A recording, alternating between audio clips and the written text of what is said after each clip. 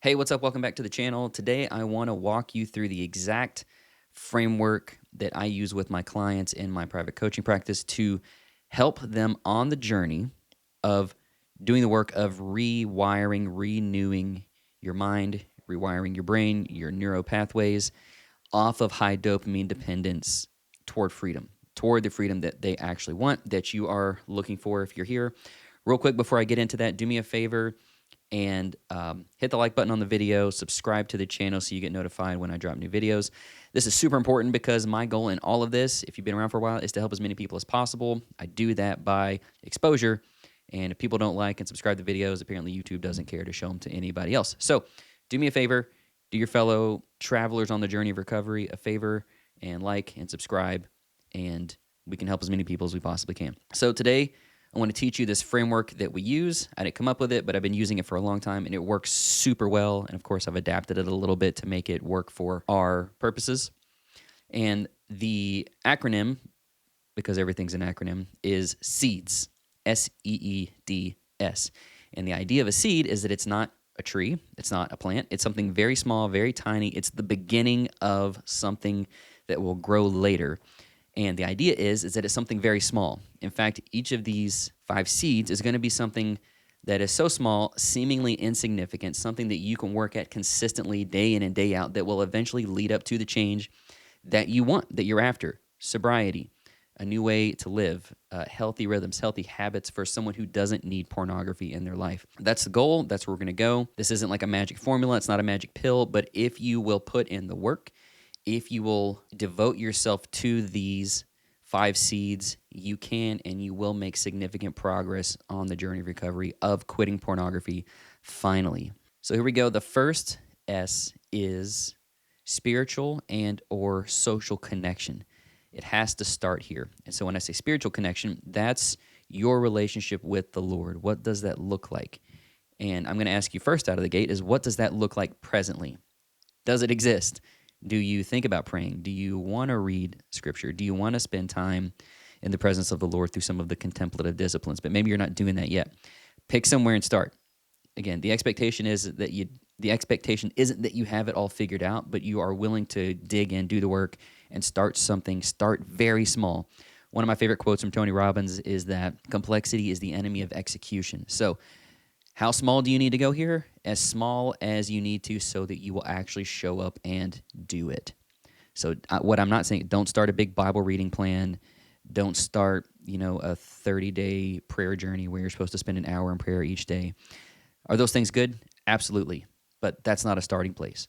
So pick where you need to start. If it's one verse for 2 minutes in the morning, maybe less, and a short prayer, God help me on my journey today to focus on you and connect well with your truth and your scripture, that's great. Start somewhere. I'm tying that into social connection because one of the foundational truths that we base all of this work on is this core idea that all of life is relational. We're created by a relational God who is triune in nature, Father, Son, Spirit. That's a divine, consistent, forever, perpetual relational system, relationship. We are created beings in God's image, and we are born into families, right? That's another set of relationships. And then ultimately, when we come to faith in Christ, God's plan A for you is the church. The church isn't primarily a building, right? It's a people group. It's a people who are devoted to Jesus. So all of life is relational. Even thinking about your friendships, your coworkers, how you show up to your job, all of life is relational. Everything happens in the context of some sort of relationship. So that's why the first S is spiritual connection, because that's our relationship with our Creator. And 2, connection with other human beings who are created in the image of God. We're created for that, by that. We have to live into that. At this point, I would ask you to assess your social connections in life. Do you have close friends who you trust deeply, who you know that you love, that love you? They're a safe place to show up. When you get around them, you can exhale and relax and not feel like you have to portray an image of yourself or clean up. They just take you for who you are. And when you open up and you share about what's going on in life, their primary goal isn't to try to fix you or give you advice out of the gate. It's to just be present with you and listen and hear you and see you for who you are, what's really going on. And if you don't have that, you got to find that. Nobody can make friends for you. You have to cultivate that. So you have to get around people who you believe are capable of being safe and trustworthy. So if you belong to a faith community, fish in that pond first. If that's not true of you, where can you find that? If you're in college or you're in school, you're already around a lot of people, so you probably have an easier time doing that. But if you're an adult and you're later in life, maybe 30s, 40s, friendships don't happen as easily and they don't come as naturally. So that takes some intentional work. You have to go find friends. And I don't know where you live or what your context looks like, but you have to do that work. And if you're unsure, great. An easy place to start hopefully is a church that's close to you, because there are church people there, and church people typically like other people. So it's a good place to start. But I don't know. Maybe church isn't a safe place for you. I recognize that that's sort of a mixed bag right now. That's okay. What I'm telling you is you can't let those things stop you. You have to start small, very small. Think about what a seed is. What's one way that I can start very small in this direction of connecting with other people in my community who I can show up and be honest with. They're trustworthy, safe people. What I want you to do is write down 2 or 3 very small seeds in this area, something that you can practice daily. The emphasis is on daily, not weekly, not monthly, daily, every single day. And if you're thinking this could get overwhelming real fast, you're right, which is I'm saying adjust your expectations of what I mean when I say seeds. I mean very small steps in the right direction. So think about what that is. Next is the first E, and that is education.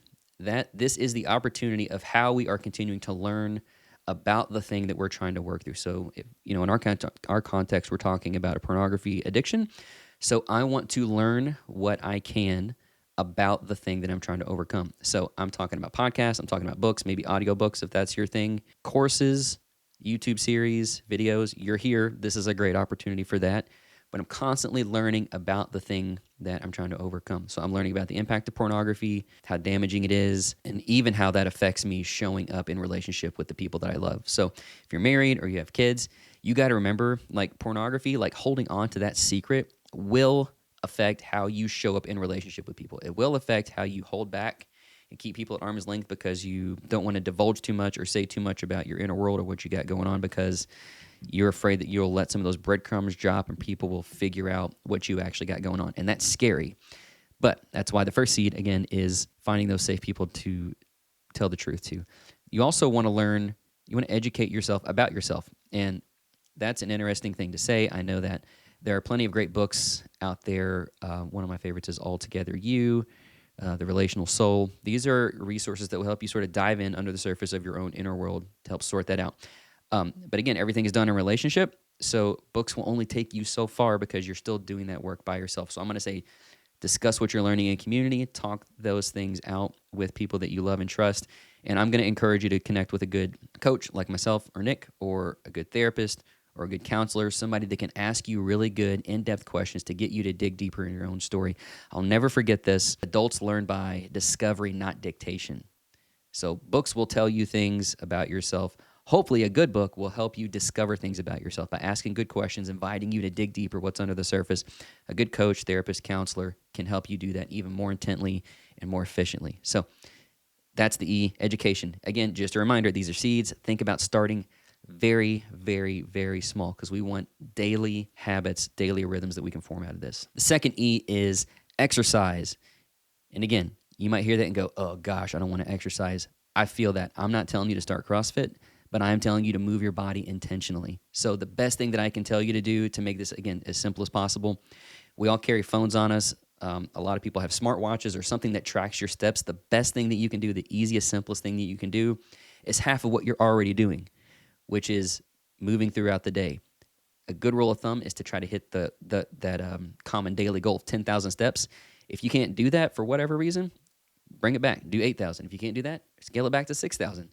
Set a goal for yourself. Work to hit that intentionally. You can plan time during your workday, if it's possible, or maybe you work a job where you're on your feet all day. If not, that's okay. Plan time in your day to stand up from your desk and walk around for 5 to 10 minutes. At lunchtime, if you got a break, spend part of that, plan for part of that to be walking and moving your body.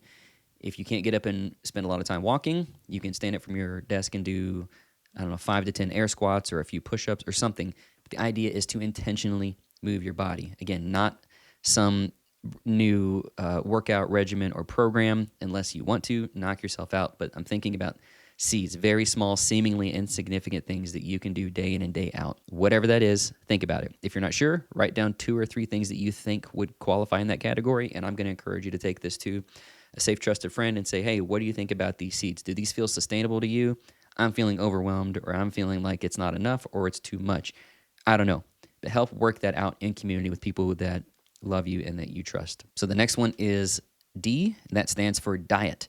Again, I know you might be rolling your eyes going, great, another diet. I'm not telling you to start Whole30 or Atkins or keto or anything like that, but I am telling you to make small, sustainable decisions day in and day out. So if you eat fast food 5 days a week during the work week, maybe you say, okay, on Mondays for the next 3 to 4 weeks, I'm going to not eat out. And that could be integrating some type of fasting into your Monday. It could be making a home-cooked meal and bringing that for lunch on Monday, whatever that is. Figure out a small, sustainable thing. If you're crushing sodas left and right during the week, maybe you decide at lunch, I'm not going to drink sodas. Or maybe you're going to be intentional about adding water into your diet and drinking more water. But again, thinking about your diet, you have to have a good, healthy diet because that affects your body, it affects your brain. And if we're trying to rewire and renew our brains, it's going to require proper nutrition so that those things can function well. The old saying goes, you are what you eat. That's absolutely true. If you're crushing 30 fast food cheeseburgers in a week, that's not optimal for brain health. So think about what that looks like. Again, if you need help, do this in community. Talk it over with a coach, with a therapist, with a good, close, trusted friend, somebody you can look at and who knows you well and can look at your life and go, yeah, I think that this is something that you can do. Maybe they'll challenge you a little bit. Or maybe they're like, dude, that's way too aspirational. You need to scale that back a whole lot. Final seed, the last S, is sleep. You have to get good sleep because it's so helpful for the functioning of every other part of your body. Poor sleep, poor brain health. Poor sleep, you feel bad. When you feel bad, you go to porn. There's a direct line between all of these things. So thinking about incremental ways to improve your sleep. The best and first thing I encourage people to do is set a consistent wake and bedtime. So consistently wake up at the same time every day, go to bed at the same time every night. That doesn't mean you have to hold to that religiously. The weekends are there. You know, you can fudge that on the weekends or every couple of weeks or something. But for the most part, develop some sort of consistency that you can stick to. I'm not saying you have to go to bed at 8:30. What I'm saying is if you want to stay up till midnight or 1 a.m., knock yourself out. Be consistent with it. To coincide with that, you want to do your absolute best to get the 7 to 8 hours of sleep every night. A recent study I was reading talked about the benefits of sleep, and that over the course of the 7 to 8 hours, it's compounding, sort of like compounding interest. You get the majority of the benefit of your sleep in the last couple of hours when you have slept good.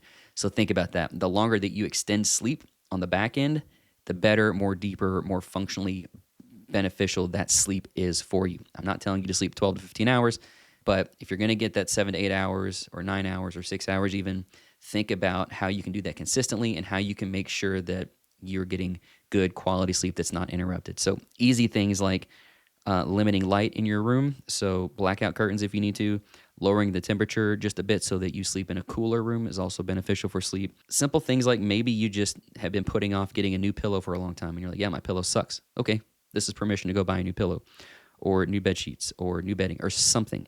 But thinking about small incremental ways that you can improve your sleep consistently day in and day out. Routing this conversation back to the education piece, there's a ton of great books and resources out there that you can find for your sleep, to improve your sleep. Go find those, listen to those.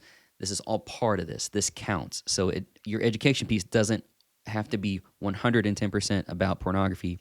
It can be about how am I improving my sleep so that my brain and my body function optimally so that I'm not as weary and tempted later in the day and I feel like I have to go to pornography because I feel like crap. So this is the SEEDS framework. At some point, if you do personal coaching with me, I'm going to walk you through this and we're going to dive into the weeds. We're going to figure out what this needs to be and how this works specifically for you in your situation so that you can start putting those pieces together and consistently showing up and living a healthier, better, more intentional life. Because these rhythms and these habits, what we call this is living in sexual health. It's called living in integrity, where your head, heart, and your body are in alignment. And when you can live that way consistently and intentionally, it's not a place where habitual and compulsive pornography use can thrive. It's just not. One, there's not time for it. Two, your brain, you start to redevelop healthy dependency on these other things. Dopamine levels start to come back to tonic or normal or average, normal, healthy crest and dips instead of the dramatic peaks and valleys like we get from habitual pornography use. And it's not going to be a quick fix. Nothing ever is. It's not going to change tomorrow. You don't need to expect perfection. You need to expect participation. That's always the invitation of this. It's how do I show up and how do I participate? Not to nail it and to get it perfect every single time, but how do I get back in the game? How do I stay on the horse and keep moving forward consistently? I hope that's helpful. I hope it makes sense. I hope that helps you in your journey of recovery. If you have questions, always you're welcome to reach out to me on Instagram at Mike Camber with a K, or you can hit me up on the website rscky.com. If you want to talk about what one-on-one coaching looks like, you can go to rscky.com/get started. We can book a free discovery call. I want to hear your story, where you're at in the journey, and how I can help point you in the right direction, even if that's not working with me. Great. I want to get you the best help that you can possibly get. I also have the SEEDS framework in a downloadable worksheet, something that you can print off and set on your desk or stick on your refrigerator or your wall, wherever you want to put it. And it's daily check boxes so that you can show up and hit the boxes and make sure that you're checking in daily. And again, like I said, if the first week or two, this is very inconsistent and wobbly, the point is to keep working at it and measure it. You can't really improve what you don't measure. So if you can at least see this and look at it on paper and go, okay, I've been inconsistent here this week, the next week I was inconsistent. Well, now I know where I'm at. And so now I know how to improve. That's insanely important for this work in every capacity. So go to the website, download that if you want, rscky.com/seeds, SEEDS. And again, don't forget to like this video, subscribe to the channel, and more importantly, share this video with somebody you know who could benefit from this. Again, my goal is to help as many people as possible. You can help me help people too. As Jerry Maguire? Was that Tom Cruise? Help me help you. Help me help you help other people. That's what I got to say. Good work. Hope that's helpful. See you in the next video.